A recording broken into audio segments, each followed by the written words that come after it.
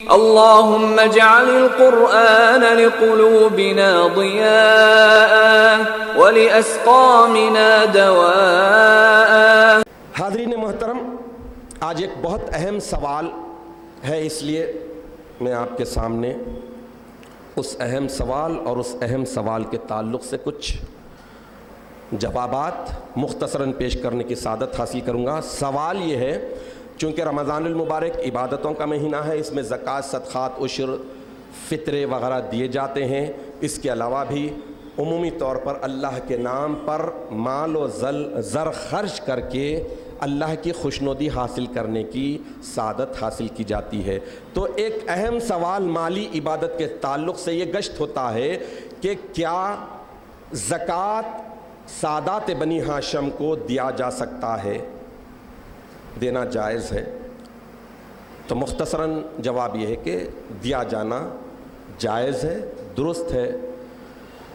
اب اس کے لیے ایک فتویٰ جو تقریباً آج سے 61 سال پہلے سن 1376 ہجری مطابق سن 1956 عیسوی کو مجلس علماء مہدویہ ہند کی طرف سے نکلا تھا، اور اس فتوے کا نام ہے احکام الصدقات فی جواز الایصال الی السادات۔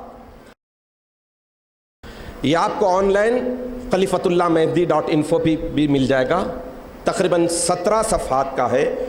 اس میں اس وقت کے چوٹی کے مہدوی علماء نے قرآن حدیث کے علاوہ فقہا کے سارے مسائل کو درج کر کے بتا دیا کہ سادات بنی ہاشم کو صدقہ، زکوٰۃ، عشر، فطرہ وغیرہ دینا جائز ہے، دیا اور لیا گیا ہے۔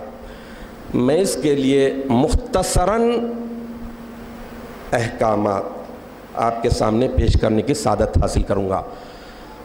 اللہ کے نبی صلی اللہ تعالیٰ علیہ وسلم بھی لیے ہیں۔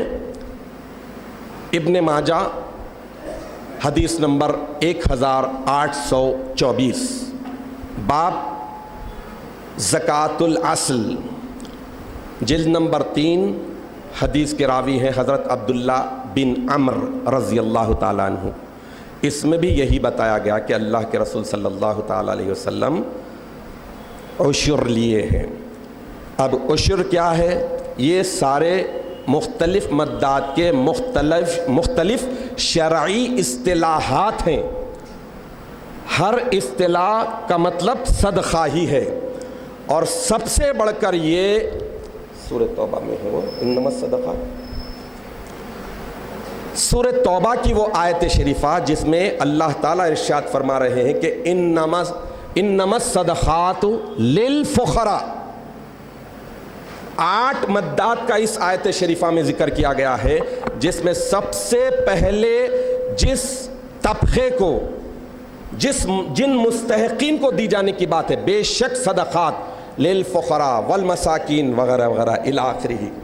تو 8 مدات میں جو سب سے پہلے ذکر کیا گیا وہ فقراء، فقیر سادات بھی ہوگا، غیر سادات بھی ہوگا۔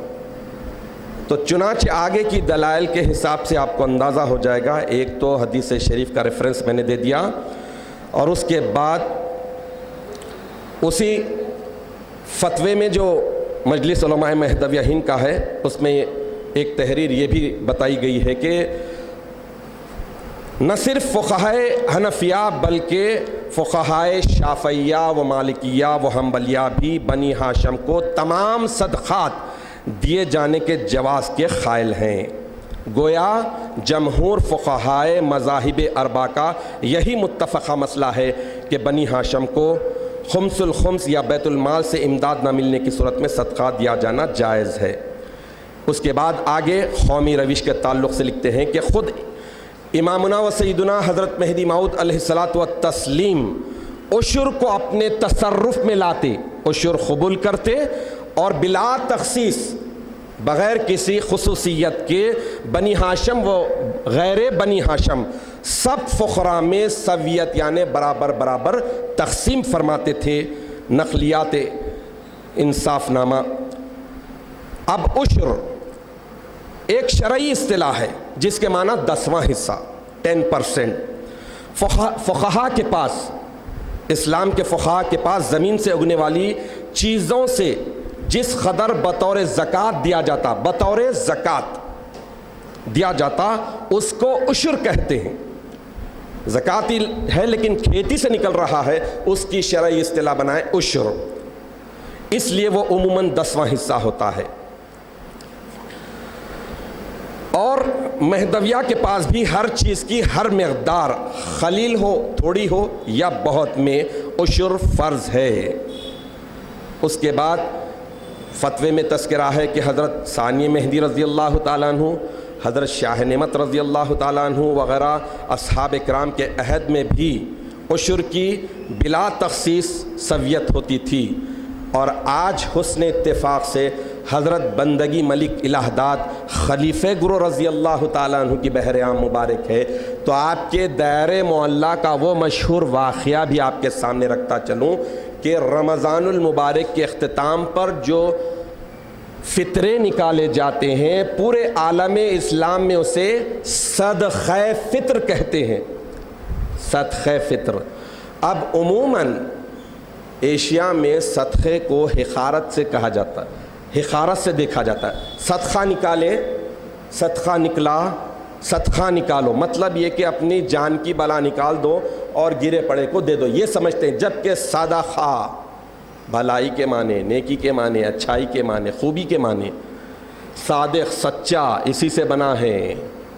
صادقین اسی سے بنا ہے. قرآن کا لفظ ہے، اس کو گرانے والے خود نعوذ باللہ جاہل قرار پاتے ہیں.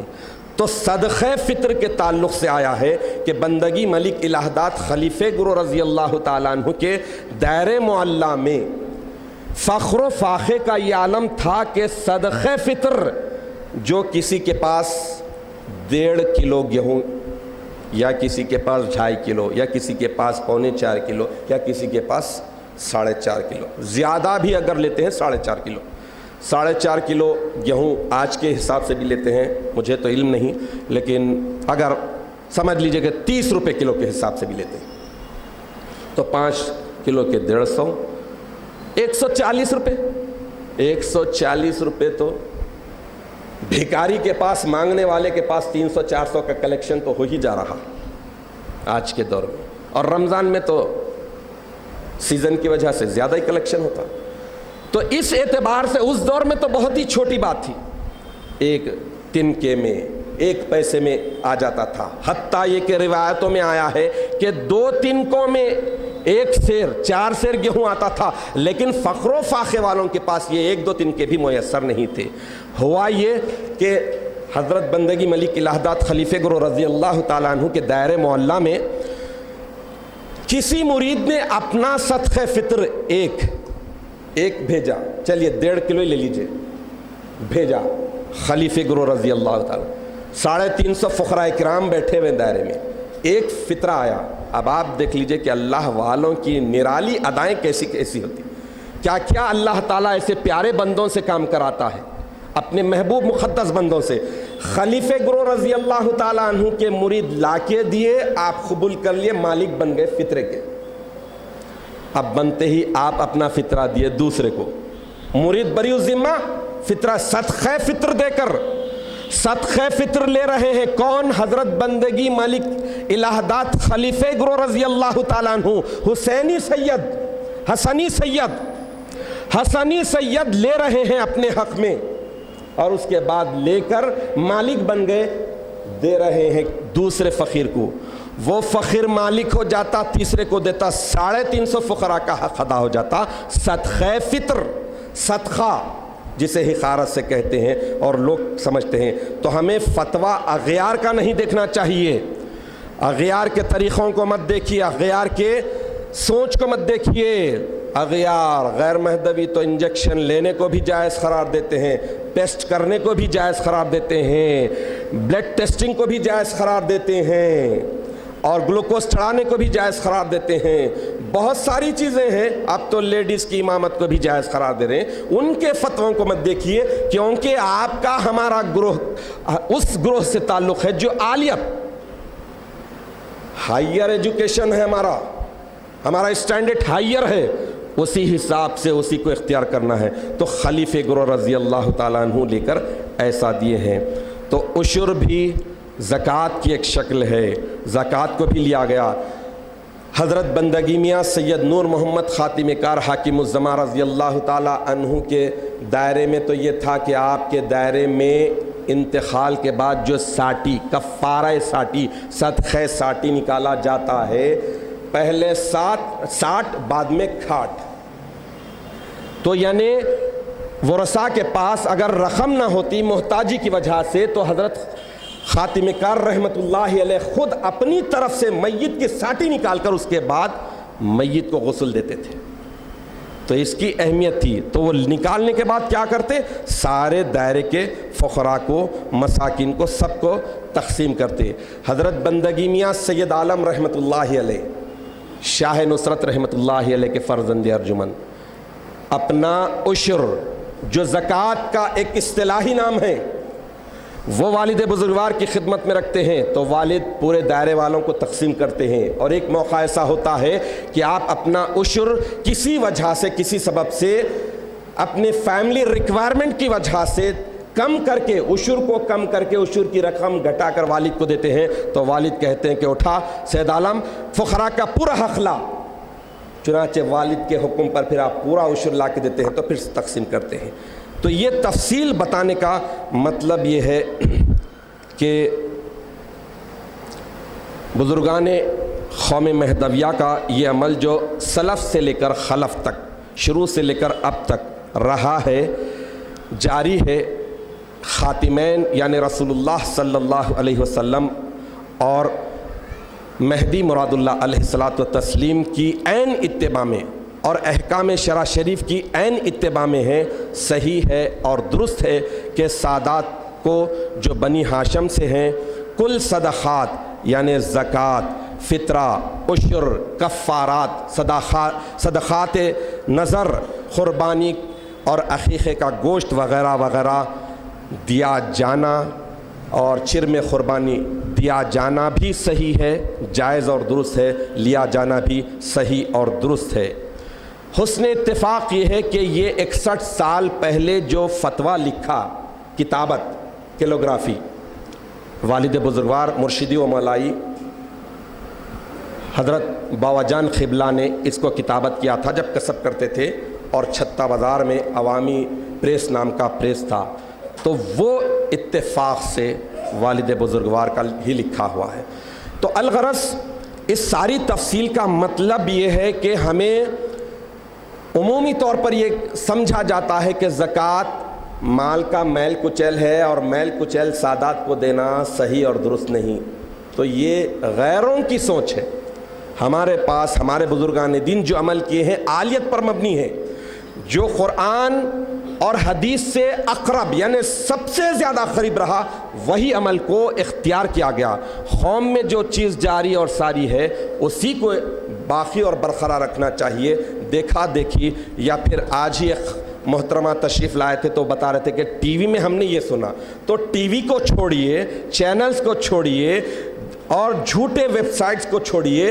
الحمدللہ مہدویہ ویب سائٹس بہت بے شمار ہیں، اس پر مہدویوں کا اتھینٹک لٹریچر ہے، اسے دیکھیے، اسے فالو کیجئے۔ اور خاص طور پر عمل در آمد قدیم، پریکٹس آف ہولی پیپل، جو اپنے قوم مہدویہ کے مقدس افراد تھے، ان کی پریکٹس کو جاری اور ساری رکھنے میں ہی دنیا اور آخرت کی کامیابی ہے۔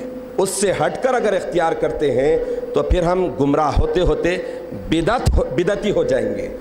اللہ سبحانہ و تعالی ہم تمام کو رمضان المبارک کی تمام عبادتوں کے تمام فیوز و برکات کو پورے اخلاص اور محبت کے ساتھ حاصل کرنے کی سعادت اور توفیق عطا فرمائے۔ ہمیں ان سارے کاموں سے، باتوں سے جو اغیار کے ہیں یا اغیار جیسے ہیں، اغیار کی مشابہت والے ہیں، ان سارے کاموں سے، باتوں سے، عبادتوں سے بچنے کی توفیق عطا فرما۔ ہم مہدوی ہیں تو مہدوی ہونے کی حیثیت سے عالیت والی ساری چیزوں پر پوری بلند ہمتی کے ساتھ عمل کرنے کی توفیق عطا فرما۔ آمین یا رب العالمین۔ وآخر دعوانا ان الحمدللہ رب العالمین۔